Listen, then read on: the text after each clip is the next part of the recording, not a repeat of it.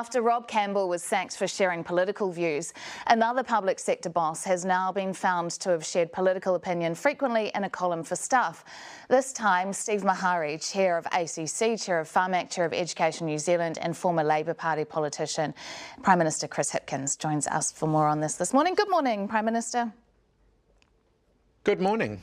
So these are the comments that Steve Mahari made about the National Party specifically, that they have nothing new or fresh. He accused them of favouring rich donors. They've never been a party of change, that Luxon's brand rests on him being a good manager of an airline. Do those comments sound politically neutral to you? No, they're clearly not politically neutral, and Steve Mahari's already been in contact. He's indicated that he acknowledges that they're not impartial the way that we would expect of a Crown entity chair.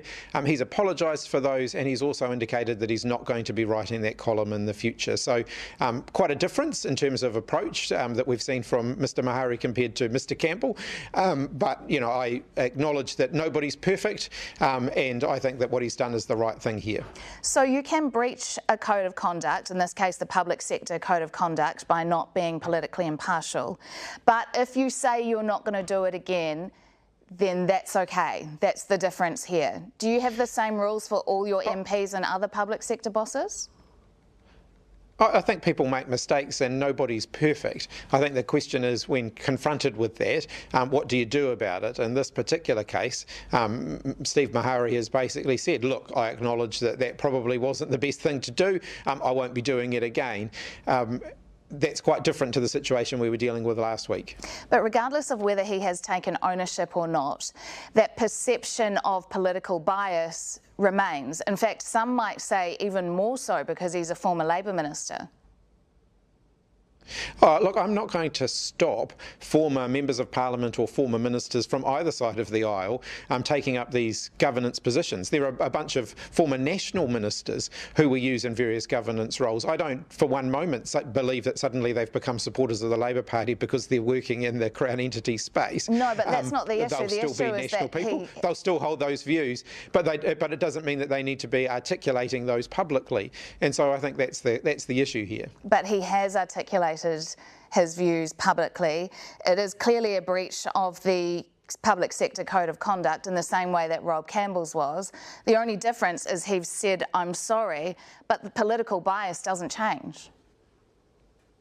The issue here is that if you go back to last week, you know, Rob Campbell was not only saying that he stood by his comments, but actually he was going to continue to make them. In this case, Steve Mahari has indicated that he won't be continuing to make those public comments, and so I don't expect perfection from people. I think we accept that they will, you know, those comments, that column in particular, was regrettable, and you know, I think he's acknowledged that and isn't going to be doing it again. You don't expect perfection, but do you expect political neutrality? Yeah, yes, I do, in the way people conduct themselves. But look, if this was one of the former national ministers who now serve on a Crown entity board who had done it, and they came and said, oh look, I acknowledge I made a mistake there and I won't do it again, I'd accept that as well. Have you told Steve Mahari to stop writing these opinion pieces? Look, he'd already offered that up. He'd already indicated, as a result of the questions being asked about this, that he'd concluded for himself that he thought it was inappropriate for him to continue to write the column, and so he's already indicated he's going to stop doing that. Let's talk about the public sector spending on consultants and contractors, and this idea that some people have worked in the public sector and then they leave and they come back and actually earn more money by working as contractors. I've got a quote to put to you, Prime Minister, and if you can tell me who said this, Chris Hipkins or Chris Luxon. And the quote is, they're actually just the same people doing the same work but paid higher rates. Who said that about public consulting? Oh, look, That could have been either of us, because in fact those were the comments and concerns that I raised when I was in opposition, and I continue to hold the view that government departments should not be using consultants and contractors to do work that they can have people in-house who are able to do. So there shouldn't be this churn of people leaving the public service to go off and do the same work for higher rates. Having said that, there are also examples where the use of consultants and contractors can be justified though, and there are some fields, some professions, and I think particularly of building and construction and IT, where they tend to be dominated by consultants and contractors. So if you want to get that work done, you'll tend to be getting in consultants and contractors to do that. Okay, but back to the quote. It was you that said that about people returning and being paid higher rates as consultants and contractors in a 2012 article. But what you're saying is that now you were accusing them in opposition of doing this, and now they're still making the same accusations of you, so nothing has changed? No, I mean we've sent out guidance to government departments basically indicating that we do expect to see the spend on consultants and contractors reducing, and we don't expect to see those examples of people basically leaving their job on a Friday and coming back on a Monday, the only difference being that they've become a consultant rather than an employee. We don't expect to see that level, that sort of pattern of behaviour continuing. Does it concern you then, in terms of the list of highest spenders, that in the year to June 2022, the Ministry of Education, when you were Education Minister, spent $237 million on consultants and contractors? The next biggest spend was the Ministry of Health at $154 million. That's a huge amount more, and right up there when you're accusing the opposition of spending during their time in government. If you look at what sits behind some of that spending, yes, I think there are bound to be examples in there where if I ran the ruler over them, I would say no. Actually, I prefer that you did that in-house. Ultimately, ministers don't make those decisions; the chief executives do. But in the case of the Ministry of Education, which is one that I am well familiar with, a lot of that spend has been driven by IT projects that were one-off projects where they've brought in contracted expertise to do that. So we've just replaced the school funding system, for example. Not a particularly attractive thing, or something the public are going to care much about, but making sure schools get their funding and early childhood centres get their funding is something that's really important, and we needed to upgrade the IT system to do that. And of course we've spent quite a lot on school building projects, upgrading schools and building new schools and classrooms, and again that tends to be a contracted workforce. So the architects that design them, they tend to be contracted in. The project managers that run those projects, they tend to be contracted in as well. Except, yes, that there are needs for contractors, and in the Ministry of Health's case, it was an unprecedented time in health when they were dealing with COVID and a restructure, but still the spend is much less. When you were Education Minister, did you run the ruler over those expenses and say this could have been done differently? It was certainly the topic of regular conversation, yes, absolutely. And so why are you saying now that potentially there was spending that shouldn't have been happening when you said that you've just said you were running the ruler over it? Oh, well, I mean, I can't guarantee that every decision made by the Ministry of Education as to whether or not, I certainly didn't look at every individual decision, but I certainly did look at the overall level of expenditure in the, consulting and contracting area. And as I've said, I think in many cases it was justified by the nature of the work that we were asking them to do. But you knew that there was some wastage while you were Minister of Education? No, certainly if it had been drawn to my attention, then I would be, taking a very dim view of that. What I'm saying is I can't guarantee that every individual decision, given that there will have been a lot of them, that I agree with absolutely every individual decision.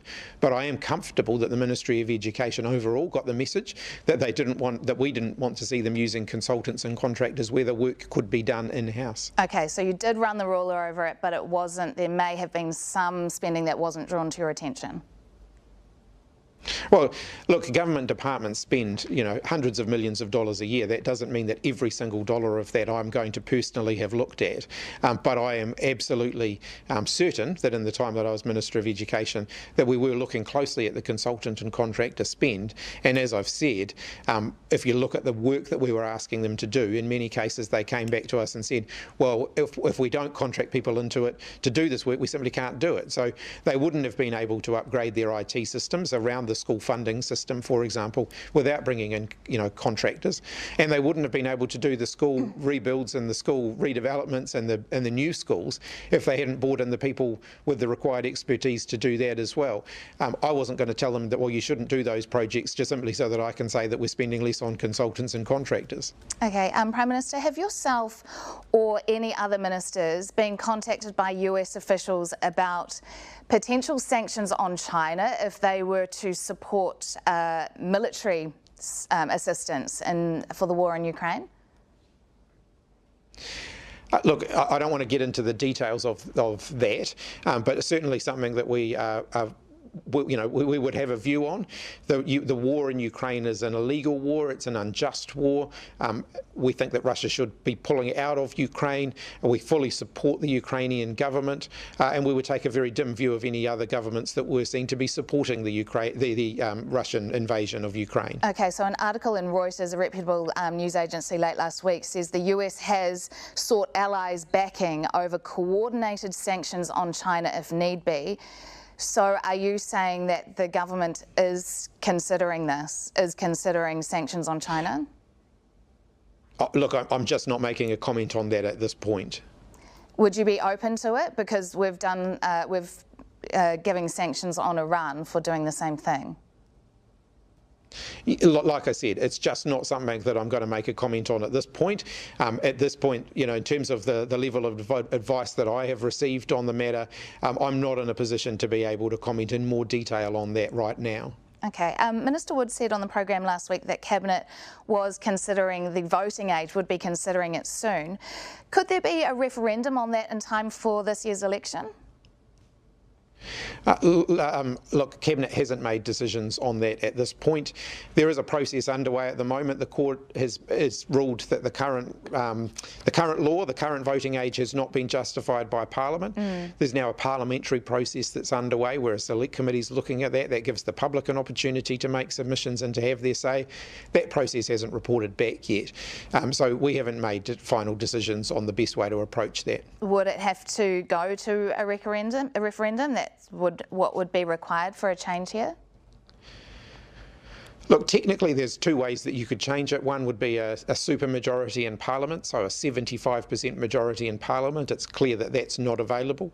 The other would be a referendum. The government hasn't made decisions on which of those two options, if either, we would pursue. Just very quickly, Prime Minister, are you a Harry Styles fan? Are you going to the concert? Unfortunately, I'm not going to the concert. I went to Ed Sheeran a couple of weeks ago. I think that was probably my one concert that I get to go to for a wee while. Prime Minister Chris Hipkins, thanks very much for joining us on AM this morning.